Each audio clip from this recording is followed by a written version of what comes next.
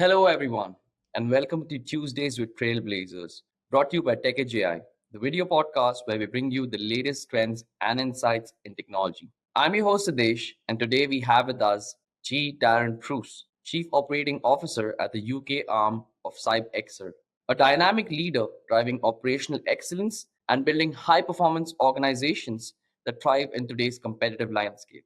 So, without further ado, let's welcome Darren.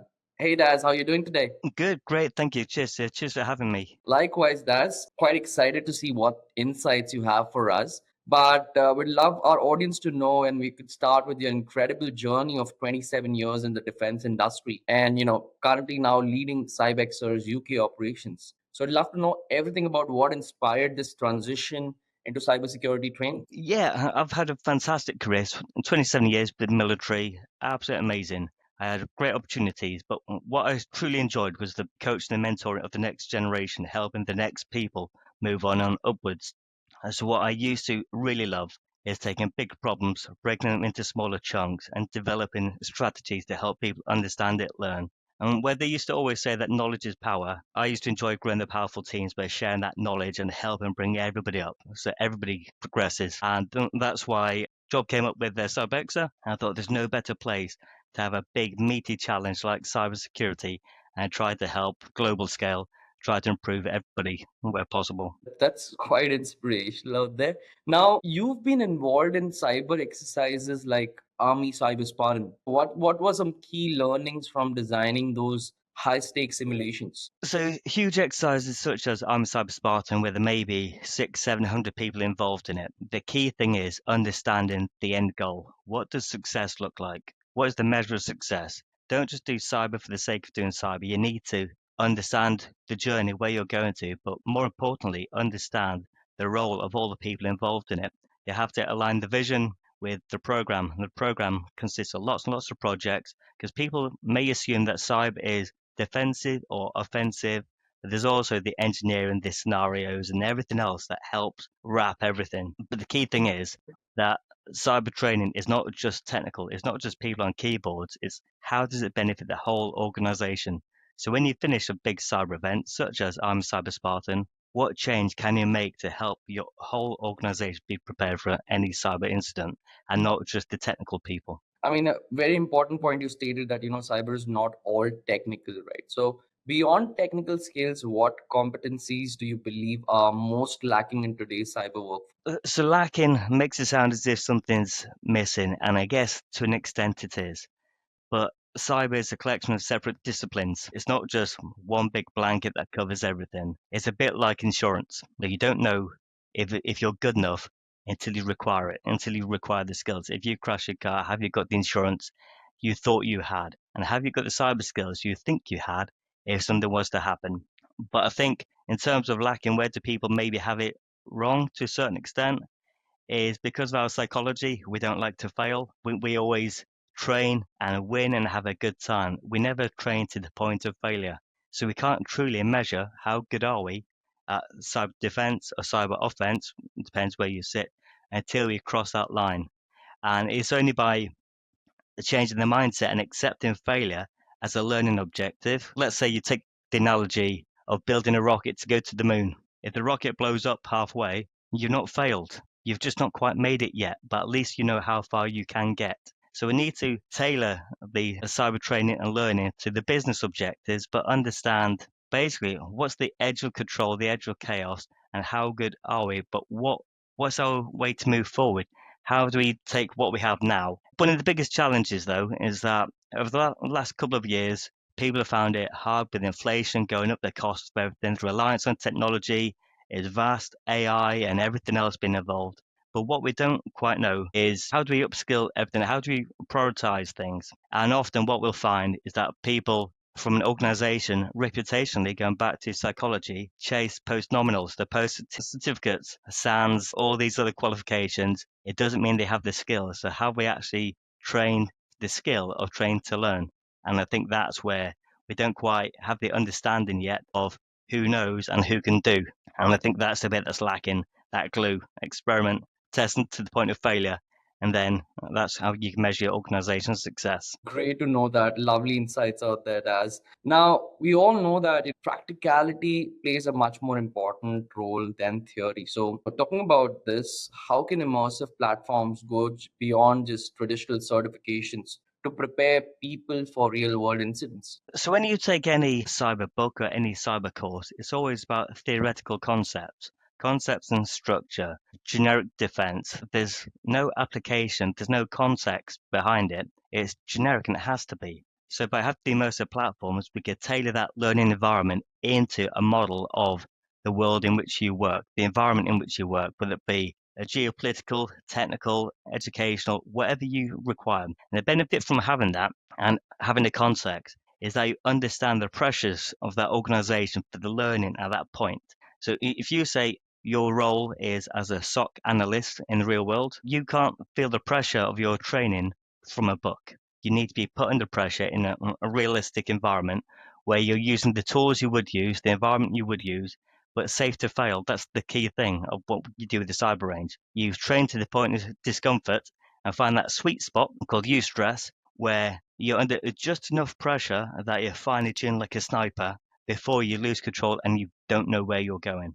And it's only by training through the immersive platforms where you get comfortable being slightly uncomfortable, which means that when a bad day in cyber actually happens to your business, it's not the first time you've ever felt that, which means that you're able to manage the emotions a bit more, manage to respond a bit better.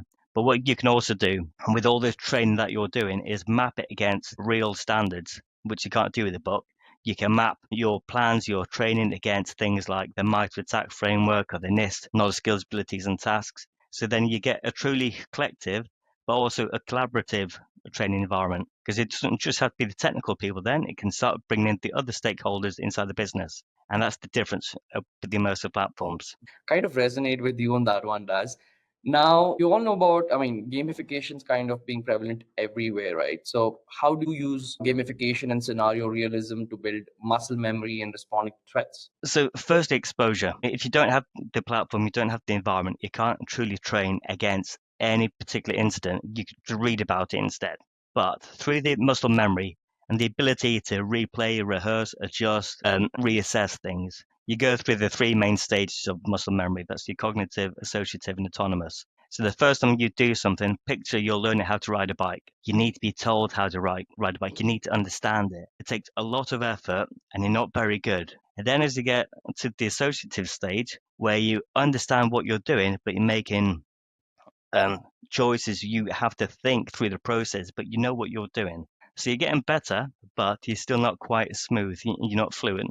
And then that's when you get to the autonomous stage, which you could do where the more practice, more exposure you have, the more instinct you have, the more reflex, the more comfort, because it's not the first time you've ever been exposed to something. You've got a lot more practice, and that's what, from a business point of view, increase the reaction time for you to be able to make a considered change for what you're going to do in support of the business. Moving forward, though, as we talk about gamification and realism, etc., people see a cyber range as almost a computer game. You're built in this environment, but a cyber range can connect to physical assets, to real world things. I think that's when you'll start to see a cyber range not just being pure cyber, but why isn't it not linked into physical effects, physical assets? And that's when, certainly from an organization that wants to de-risk their environment, you can connect physical kit and train against it in the virtual environment, digital twins, etc. That's just one example of how it could be used. Got it.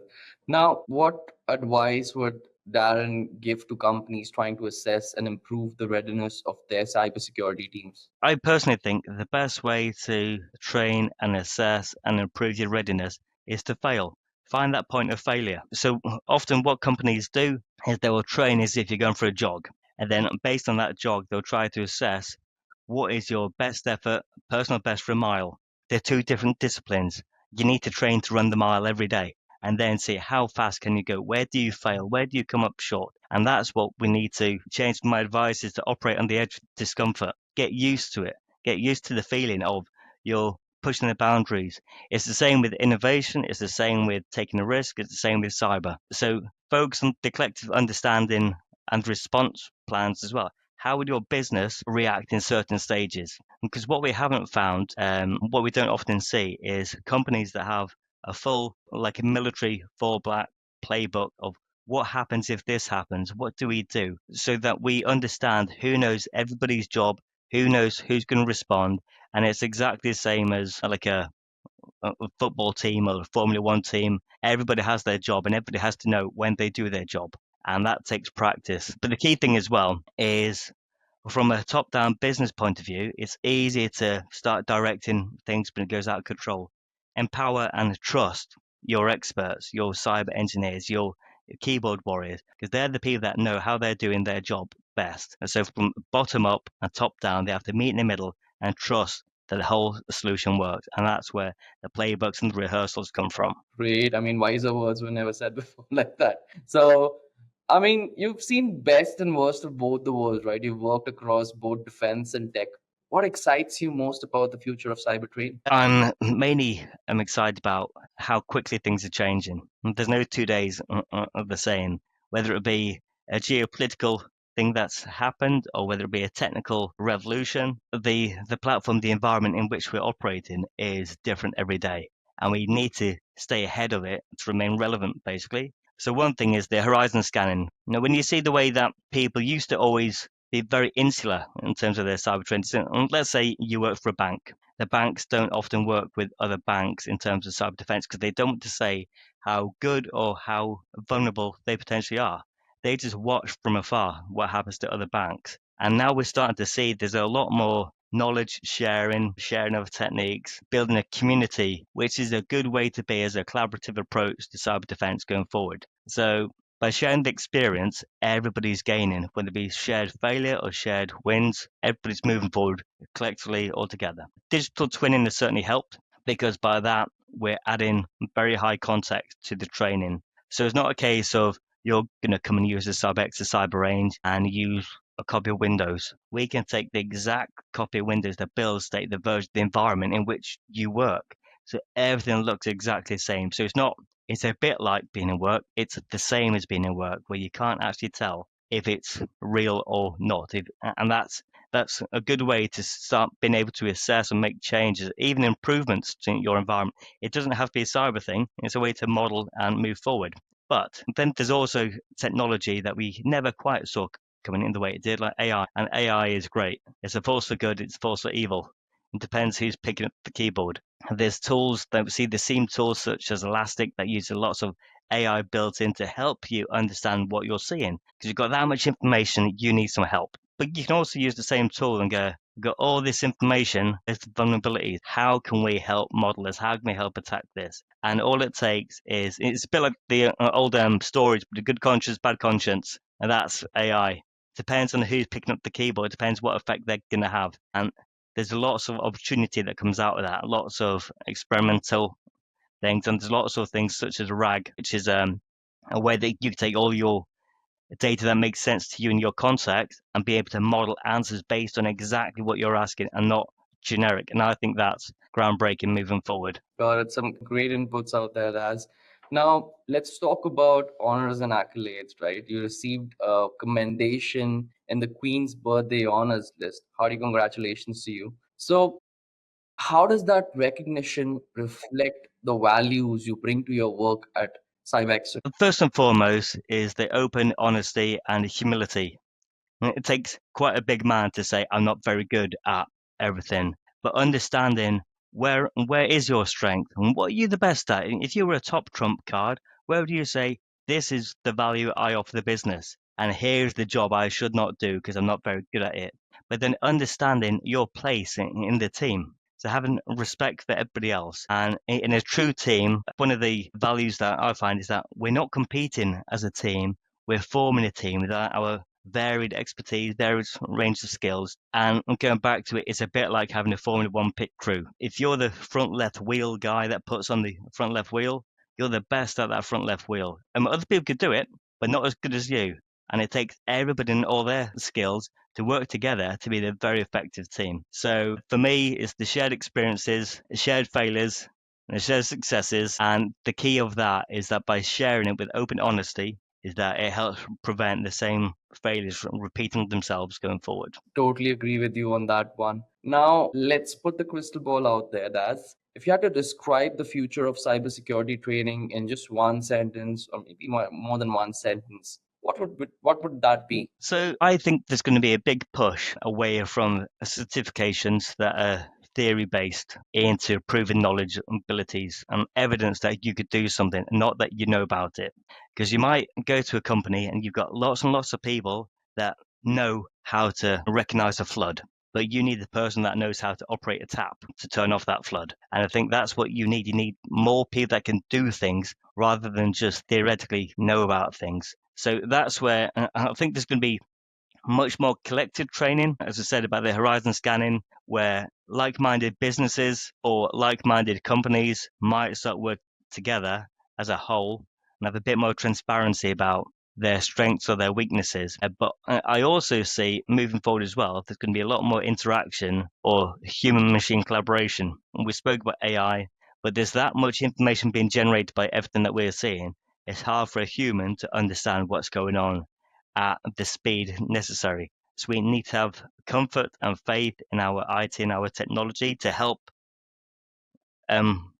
basically to help us make good choices based on what we're seeing. And as I said about that earlier, RAG or retrieval augmented generation AI, which is where you take all of your business documentation, put it all into one big pot. So when you ask ChatGPT of sorts to answer the question, it's not generic, it's based on your actual business. So it can help speed up the reaction time of things. It's a bit like having a magic 8 ball that will help your business. I think that's the key thing. So we need to find that happy line where we understand that technology is both a friend and a foe. We can use it, but make sure you use it only when you need to and that you don't overly trust or rely on it. Because if that ever got taken away, can you still perform your tasks without the use of technology? Makes perfect sense. Love some lovely insights out there, Darren. Thank you so much for all of that. Really enjoyed hosting you on our podcast Tuesdays with Trailblazers. And thank you all for joining us today. If you enjoyed this episode, please subscribe and leave us a review. Until next time, stay tuned with TechEdge AI for more insights. Signing off, your host, Siddesh.